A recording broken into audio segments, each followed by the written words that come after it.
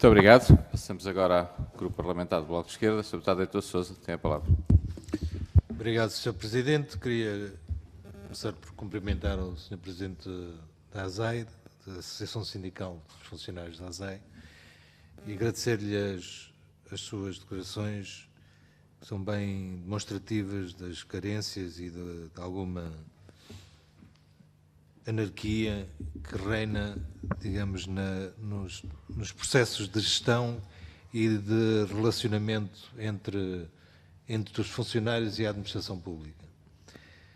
E a primeira é de facto bastante surpreendente aquilo que começou por referir relativamente à ausência completa de enquadramento profissional na ASAI, de inexistência de carreiras profissionais, já que se trata de uma polícia que frequentemente anda aí nos títulos de jornais e é uma das maiores, ou melhor, um dos rostos mais visíveis das ações de fiscalização económica que todos nós acompanhamos regularmente na comunicação social. Portanto, e é surpreendente que, de facto, por detrás ou por debaixo dessa capa não se esconde nenhuma canção, mas esconde-se sim uma realidade bastante cinzenta e sombria. Ao contrário do que diz o Fado de Coimbra, não é? Mas em relação a essa realidade sombria, a primeira pergunta que eu lhe queria fazer, Sr. Presidente, é a seguinte. O Sr. Presidente, na sua intervenção inicial, falou que a Associação Sindical está em funções desde o início de 2016. Creio que foi essa a sua prestação, digamos, como Presidente, é desde o início de 2016. E falou também numa relação que eu não percebi se era uma relação normalizada, institucional, com o responsável da ASAI, não é? Portanto, digamos, com o seu responsável funcional, se essa relação era uma relação normalizada, porque falou em contactos frequentes, mas esses contactos frequentes resultaram em alguma resolução desses problemas estruturais tão relevantes, parece-me a mim, tem a ver com o facto de haver inclusivamente um parecer do Provedor de Justiça que recomenda a criação de de carreiras profissionais neste órgão de polícia criminal, e até agora aparentemente nada aconteceu. E o que eu lhe pergunto é se nas suas relações institucionais com os responsáveis da ASAI, em que ponto é que está a resolução deste problema? Ou se ainda nem sequer passou do Ministro. Ainda nem sequer passou do Ministro. Isto é, nós não temos sequer pergunto-lhe se não há sequer um ano de projeto de enquadramento profissional, de criação de uma carreira profissional no setor na ASAI, se esse anteprojeto teve alguma reação já dos responsáveis ministeriais, portanto, nomeadamente da tutela, sobre a sua eventual aplicação ou próxima aplicação. Portanto, alguma coisa que nos diga se tudo isso tem caído em saco roto ou se pura e simplesmente existe uma certa atitude deliberada de ignorância dos problemas. Porque o Sr. Presidente falou aqui em algumas atitudes que são um bocadinho de fachada, não é? Alguns números que se avançam, que são de fachada e que não correspondem a uma realidade efetiva. Mas no caso das carreiras profissionais, esse comportamento é o mesmo? Portanto, continua a haver uma ignorância pura e simples em relação aos problemas?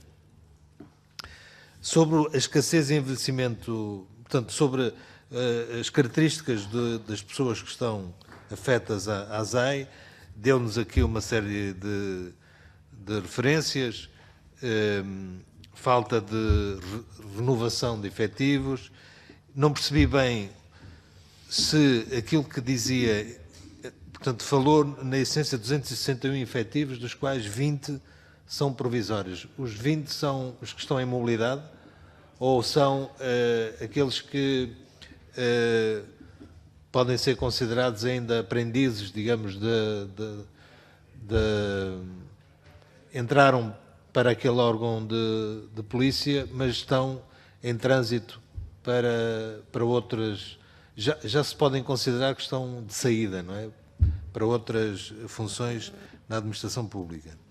E em relação aos 261 efetivos, qual é a avaliação que o sindicato faz? Ou melhor, que a Associação Sindical faz, que é, se não são suficientes, quantos é que deveriam ser suficientes, atendendo à experiência e à experiência que conhece do setor, certamente, quando estão em falta, quantos é que era preciso para recompor os padrões de desempenho aceitável para a atividade da ASAI.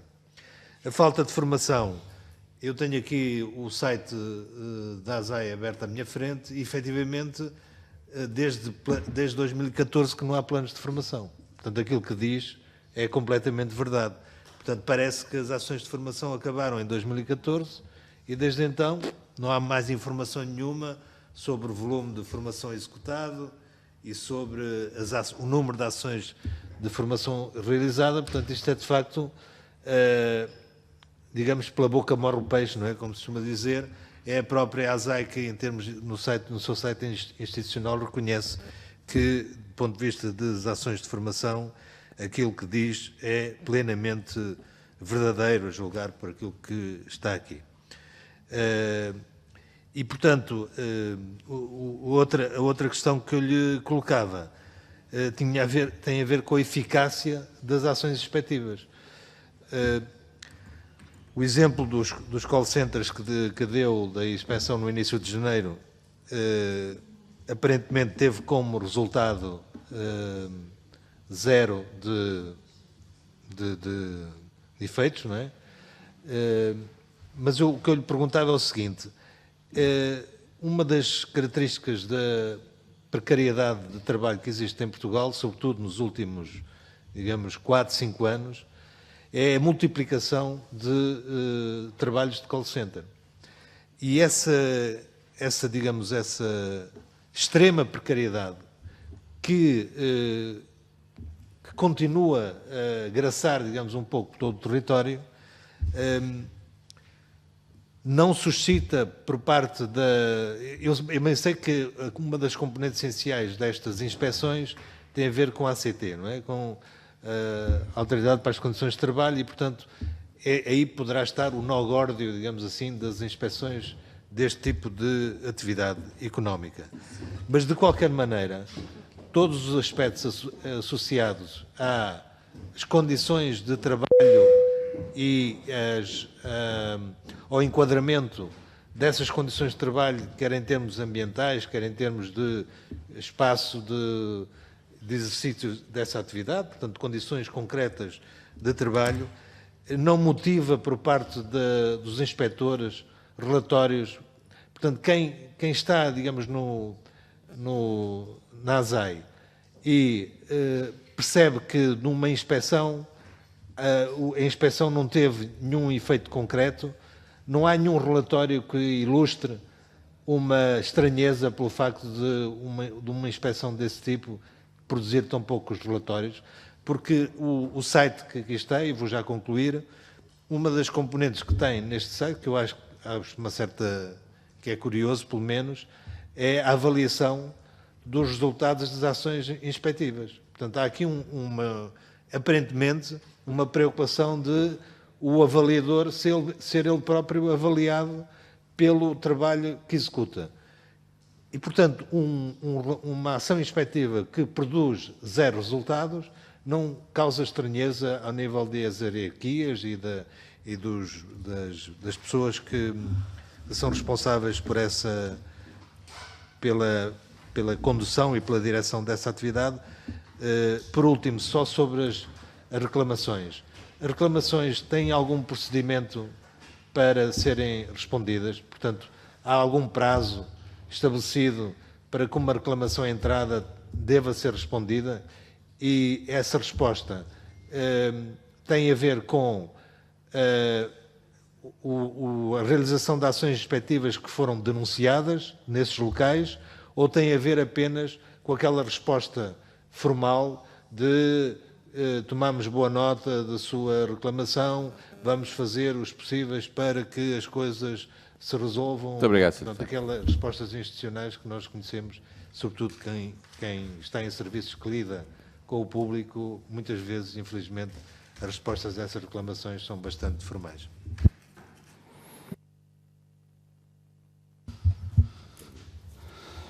Bom, começando pela falta de um estatuto de carreira, para mim é inconcebível que o Estado português tenha criado um organismo e não tenha regulado a condição profissional dos seus trabalhadores. É um erro e que para mim foi o princípio de tudo. Já são 12 anos neste Estado.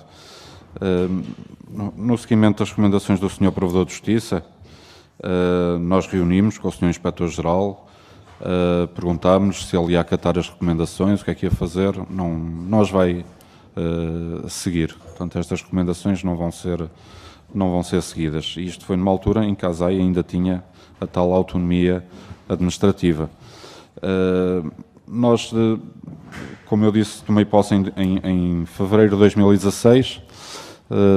Desde essa altura, periodicamente, mensalmente, reunimos com o Sr. Secretário de Estado e também acordámos com o Sr. Inspetor-Geral, de 3 em 3 meses, reunir com ele para apresentar os problemas da ASAI e procurar contribuir para encontrar as soluções.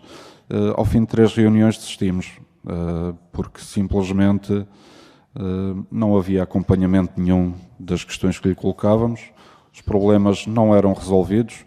Esta questão dos termómetros foi referida em 2 reuniões, da falta de calibração e até do facto de serem obsoletos. São termómetros que, para medirmos a temperatura dos produtos, temos que furar as embalagens, porque a temperatura é medida no centro do produto, quando há equipamentos mais modernos que permitem fazer a medição a partir do exterior. E, portanto, acabámos por ter que recorrer ao mediatismo da comunicação social para apresentar as denúncias, para as coisas mudarem. E algumas delas só assim é que foram mudando. Temos alertado para a questão da base de dados, a Gesta ASAI, que já vem do tempo da IGAI, é completamente obsoleta, não serve para nada, a não ser para extrair estes dados estatísticos do número de fiscalizações e do número de processos. Não cruza informação, não dá para distribuir expediente, não dá para elaborar a expediente, no fundo, para pouco serve. Relativamente ao Estatuto de Carreira, o Sr. Inspetor-Geral sempre se pôs à margem, diz que não é com ele, que é com o Governo, apesar de no plano estratégico que ele apresentou, de 2013 a 2018, um dos pontos ser exatamente esse, colaborar com a Associação para a aprovação do Estatuto de Carreira. A colaboração dele, a única que eu tenho conhecimento, foi em 2015, que ele apresentou à revelia dos trabalhadores e da Associação uma proposta de Estatuto de Carreira junto do Governo da altura, em que os vencimentos que já são o que são, ainda conseguia reduzi-los e equiparava um inspetor a um assistente administrativo, portanto, com um vencimento de 600 euros. Bem, se um inspetor é um assistente administrativo que vai a uma empresa e que o Estado lhe deu poderes para determinar a sua suspensão e que se cometer um ato, enfim, menos fundamentado, terá consequências gravosas, inclusive responsabilidade civil. Está todos os dias em tribunal a responder pelos seus atos. Portanto, se há um assistente administrativo, é nesses termos que o é. Relativamente ao quadro de pessoal, atualmente são 240. Eu, quando referi a 260, quis dizer que relativamente a 2016, que eram 230, e face ao aumento que o Sr. Inspetor-Geral anuncia, e aos ingressos que houve, deveríamos ser 260, mas não, somos 240, porque continuamos a perder pessoal. E desses 240, 20 são quadro de outros organismos, não são da ASAI. Portanto, tanto podem ficar e consolidar, se houver autorização do Serviço de Origem e da Secretaria-Geral da Administração Pública, como podem regressar e o quadro até aí se esvazia. Se este quadro é suficiente, é óbvio que não é. Nem o dobro seria suficiente. A PSP, nós temos competência, por exemplo, na lei de restrição de venda de bebidas alcoólicas a menores. A PSP, numa operação à noite, há coisa de 15 dias, identificou 70 menores numa única noite a consumir bebidas alcoólicas. E a ASAI no Porto, no passado fim de semana, numa única noite, num único estabelecimento, identificou 20 menores. Portanto, não é possível conseguir controlar todas as atividades que devemos controlar com eficácia com um corpo inspectivo de 240 trabalhadores, não é? Em 79, a IGAI só em Lisboa tinha 1000 brigadas, só em Lisboa, quando as atividades não tinham a dimensão que têm hoje, enfim, eram tão diferentes e exigem melhores meios para fiscalizar. Há aqui uma curiosidade que eu gostaria de referir. Com esta escassez de meios e de viaturas, etc., agora o Sr. Inspetor-Geral diz que o foco será o comércio eletrónico. Também aí não há nem formação, nem sequer meios técnicos para conseguir fiscalizar o comércio eletrónico. Não se consegue recolher prova imprimindo todo um site, fazendo processos com 500 folhas para dizer que determinado site não tem as informações obrigatórias e depois esperar que o arguido venha dizer que naquelas 500 folhas falta precisamente aquela onde estavam as informações obrigatórias e o processo vai ao ar. Não há capacidade de guardar o site e apresentar essa gravação como meio de prova. Por outro lado, o comércio eletrónico não se resume a fiscalizar o site. Recentemente foi divulgado também pela comunicação social que só na DECO e no portal da queixa foram dezenas de milhares de queixas que deram entrada por incumprimento das vendas online.